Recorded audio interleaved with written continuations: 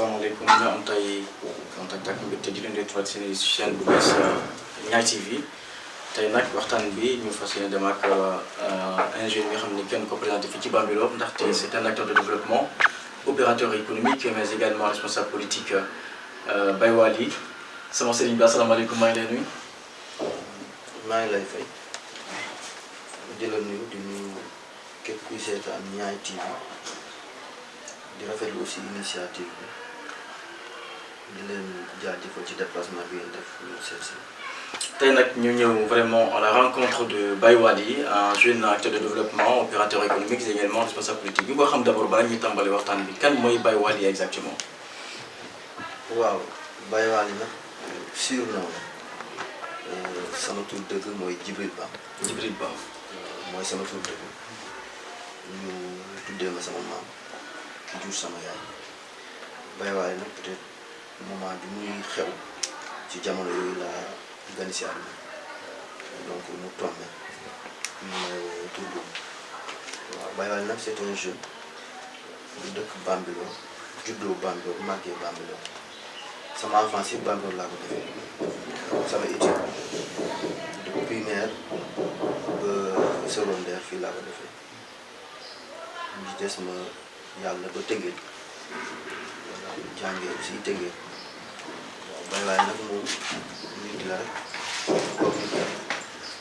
bëgg a développement bëgg a jàppale askanam xool li nga xamante ne mooy avancé wu dëkk bi ñu ciy dox ci lu baax loolu la ñu gëm te ci loolu la ñuy def donc Baye Waly jàppale nit bu dëkk ci dëkk bi la ànd ak waa dëkkam di liggéey ngir le développement de la commune de Bambilor. xam naa dañ ciy wax tax parce qu'on va d'abord commencer par la politique ensuite le développement le social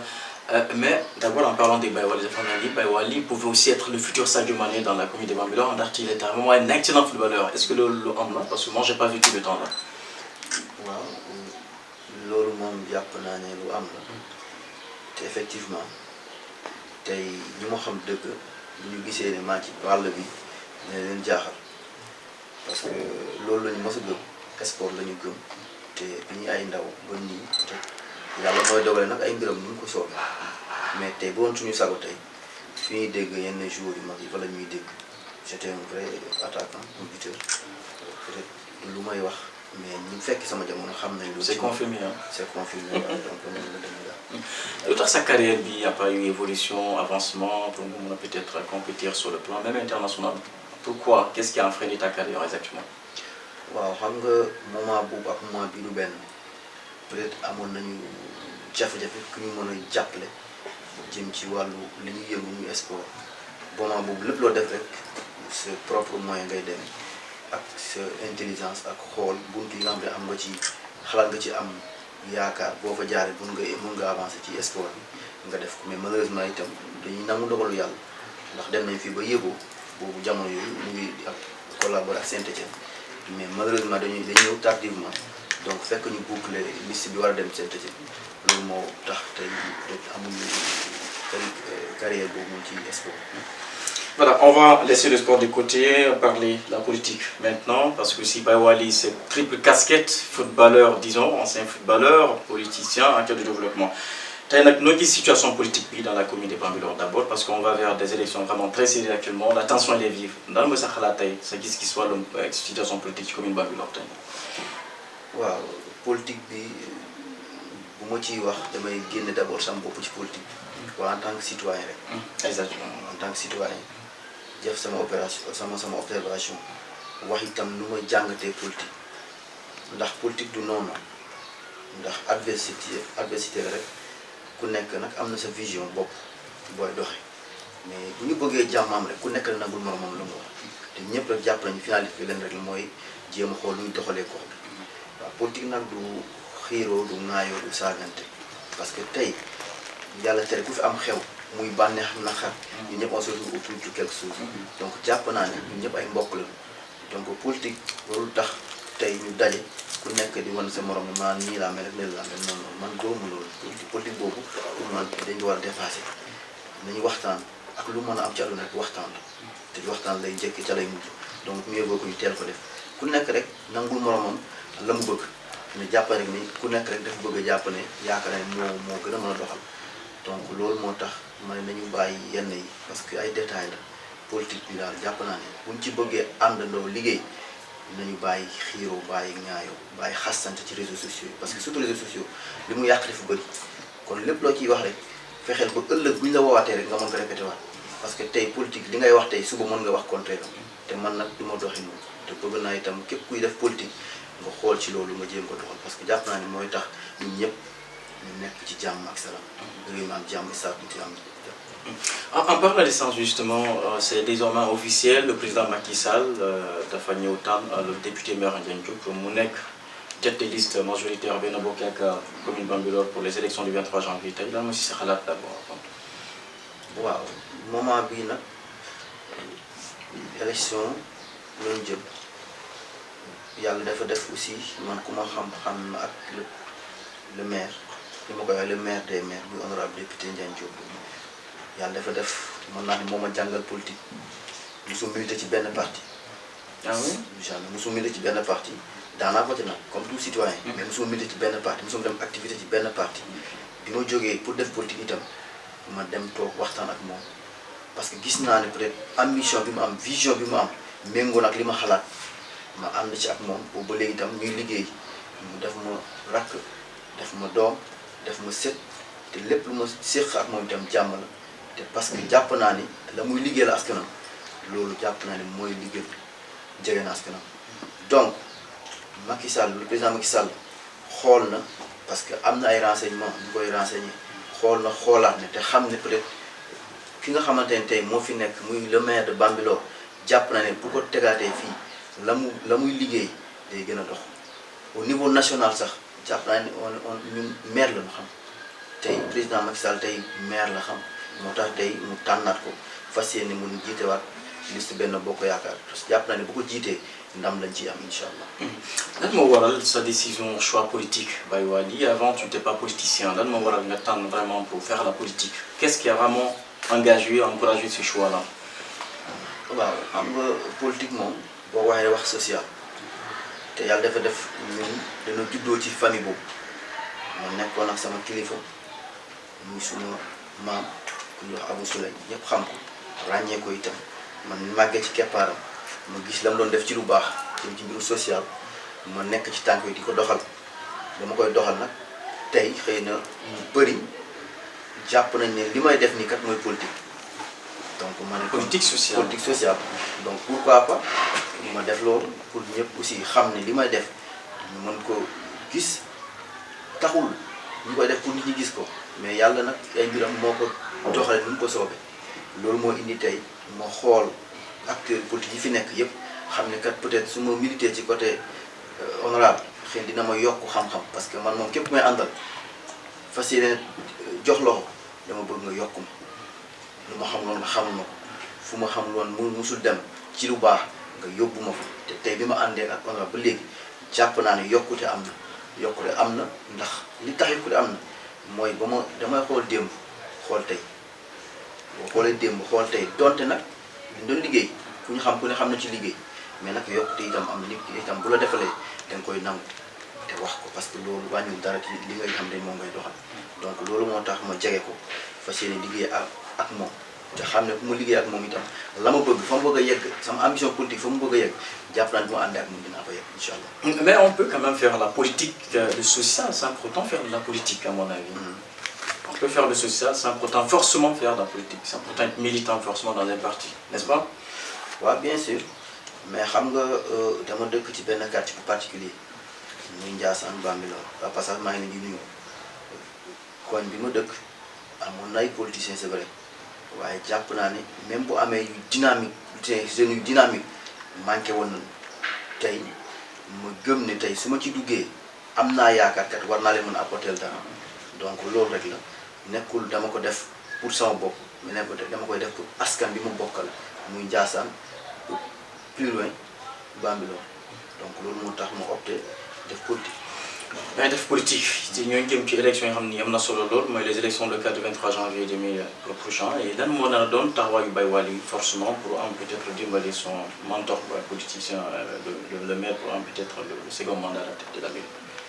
waaw taxawaay bi moom jàpp naa ne ñun dañ ci mos a nekk xaaruñu ba soxla askan bi di dem ci ñoom en tant que Baye Wally li nga wax en tant que suma leader itam jàpp naa ne boobu ba léegi donte liggéeyam la c'est vrai mais am na ay maire yu fi nekk yu ko deful moom xam na luy rôlam te jàpp naa ne mu ngi koy doxal ñun itam xaaruñu itam ba soxla nit ñi soo ko dem ci ñoom dem nañ ci ñoom demati ci ñoom demati ci ñoom moo tax fi mu ne suñu campagne ñun waxuma day yomb de waaye du méttee nii ndax askan wi xam nañ fa ñu faat askan wi ànd nañ ak ñun ci fa ñu jëm kon gëm naa ni man ak ñi ma àndal ñu sama équipe fas yéene nañu ànd ak maire fu ñu xalaat ne war nañ mën teg suñu tànk pour le honorable amaat deuxième mandat dañu fay teg suñu tànk muy Bambilor muy ak li ko wër donc loolu moo tax gëm naa ne bu ñu ko defee rek honorable dina amaat deuxième mandat incha allah. En parlant de deuxième mandat d'abord lan mooy sa xalaat bilan wu 7 ans de gestion maire dans la commune de Bambilor looy gis ban bilan nga ciy tiré bilan positif wala négatif. waaw bilan bi nag duñu wax lépp baax na parce que loolu moom boo bàyyi sax xëy na ñi lay seetaan da nga leen a yëpp sax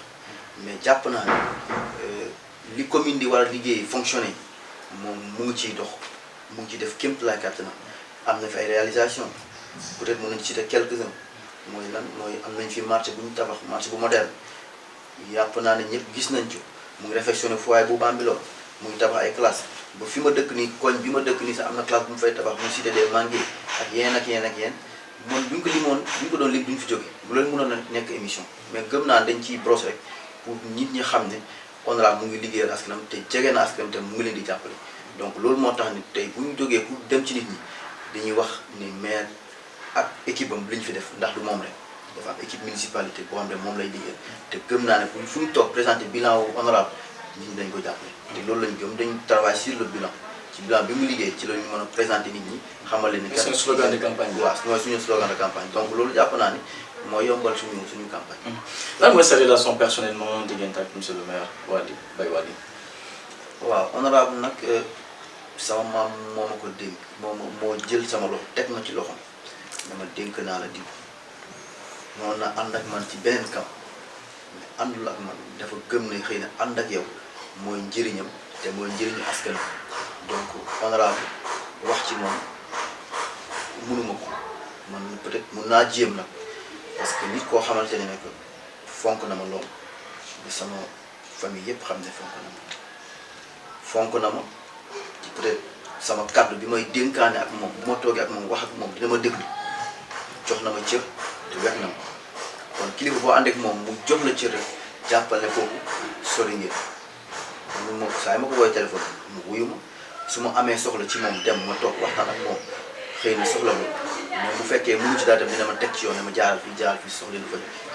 boo jël sama jël ma teg ma ci ay loxoy kilifa boole ma ak ay nit ma jàppal leen bi donc jàpp naa ni loolu relation bu intime la bu fort la sama diggante ak moom en tout cas dama koy santaat bu baax ndax ku baax la ku bëgg askanam surtout ku bëgg askanam man loolu laa gën a nawet bëgg na askanam te jege na askanam te lu mu am Bambilor commune Bambilor.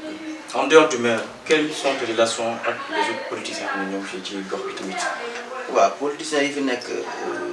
jàmm lañ seq man seen rakk laa ñenn ñi seen doom laa sax mën naa wax jàmm lañ mën a seq ndax ñoo bokk dëkk bi ñoo bokk koñ bi ñoo bokk commune Bambilor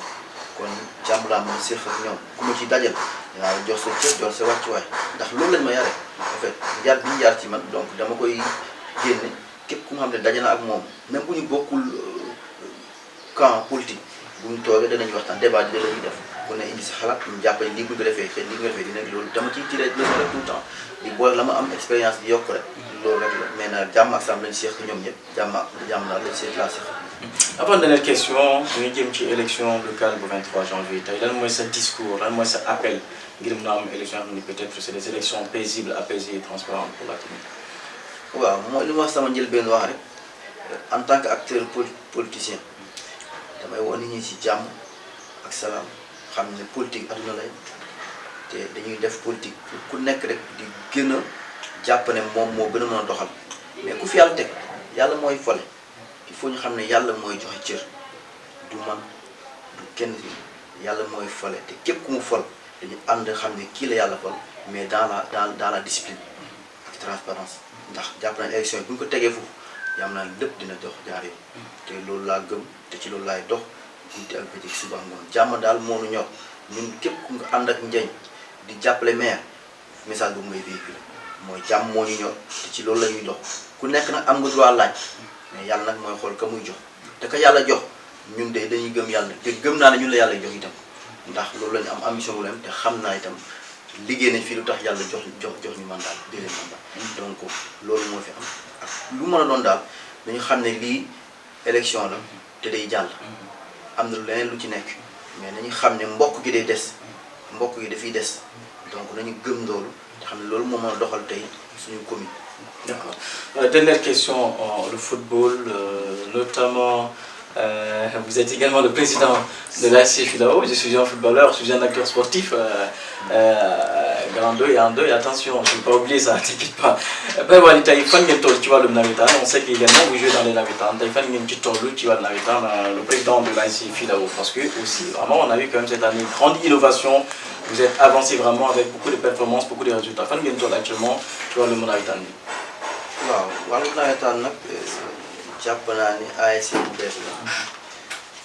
xamante ni BFC moo ko jur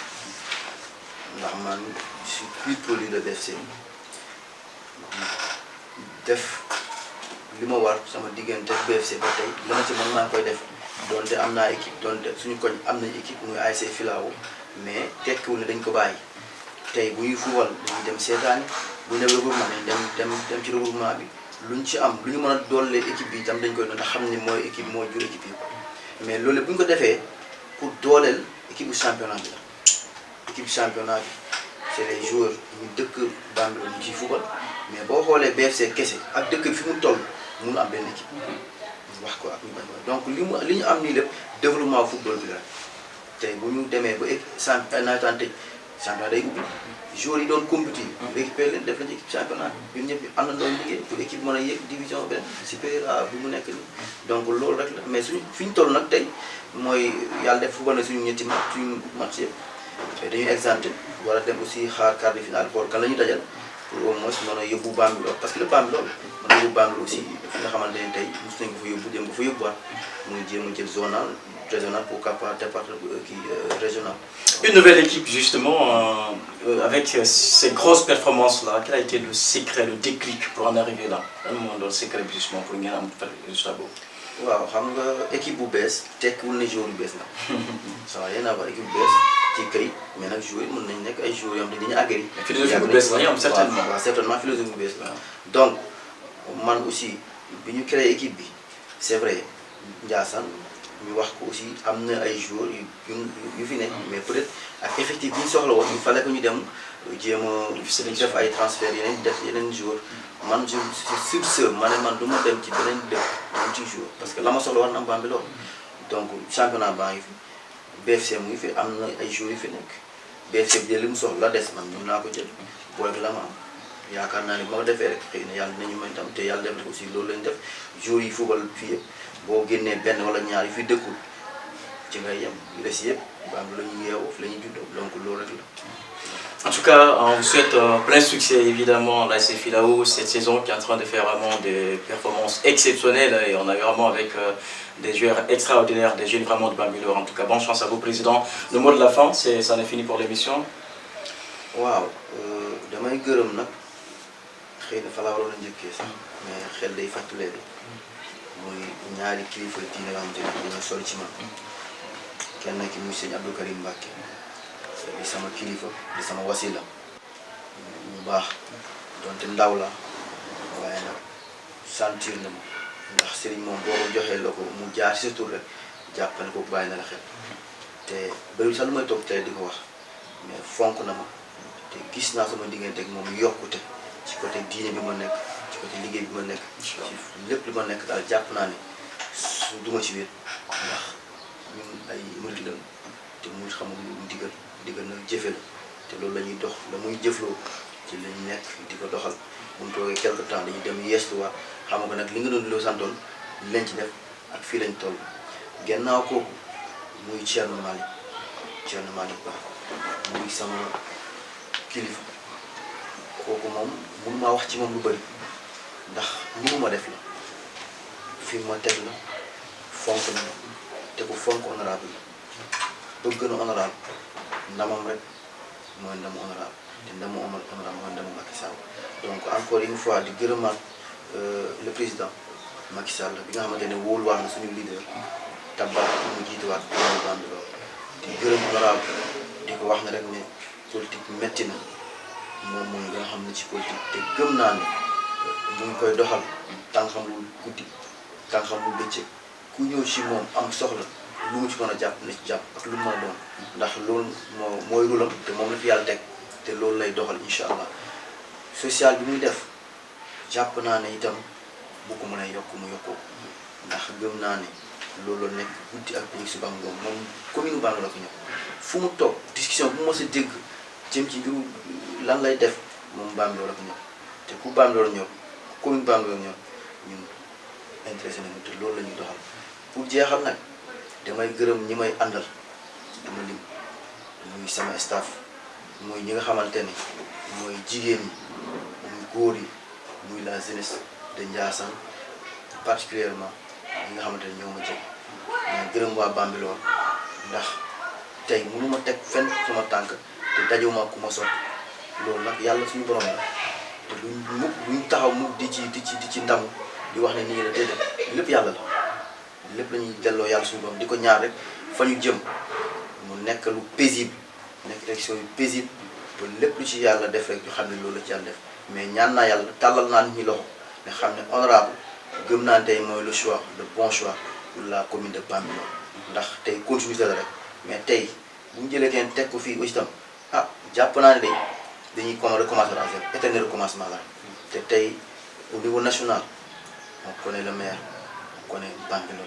te bu ñu ko tabaatee itam day gën a ñoom rek day gën a jëm kanam kon nañu ñaanalante rek gërëmaat leen itam bu baax gërëm suma frère André ak caméraman yi nga àndal yooyu itam maa ngi lay gërëm di la ziar di wax rek ni massa coono metti na mais gërëmaat naa leen bu baax daal sant leen di gërëm aussi waa Ñaay TV bu baax di wax ne télé bu vraiment télé bu liggéey bu mucc ayib lay def ndax ñu ngi koy seetaan ñu ngi koy suivre partout ci commune Bambilor donc encore une fois yal na yàlla def jàmm maa ngi kontaan naa trop ci seen déplacement. Merci beaucoup. Merci Baye Wali, acteur de développement, opérateur économique, responsable politique, président de l'ASC Filao. Et mbokk yi xam naa fii la ñuy yàgg yow ci plateau bi nga xam ne moom la ñu si ak Baye Wali, acteur de développement, opérateur économique, mais également mooy président Filao, ASC Filao. Xam naa nag peut-être on va revenir pour une émission exceptionnelle en sport, notamment les Navétanes avec son ASC Filao. En tout cas, bonne chance à vous, bonne chance à tous les joueurs, à tout l'encadrement technique, à tout le staff. Et on se retrouve très prochainement, mesdames et messieurs, dans un nouveau plateau avec un autre invité d'ici là, excellent sur le programme sur la Ñaay TV. Au revoir, restez avec nous. Merci.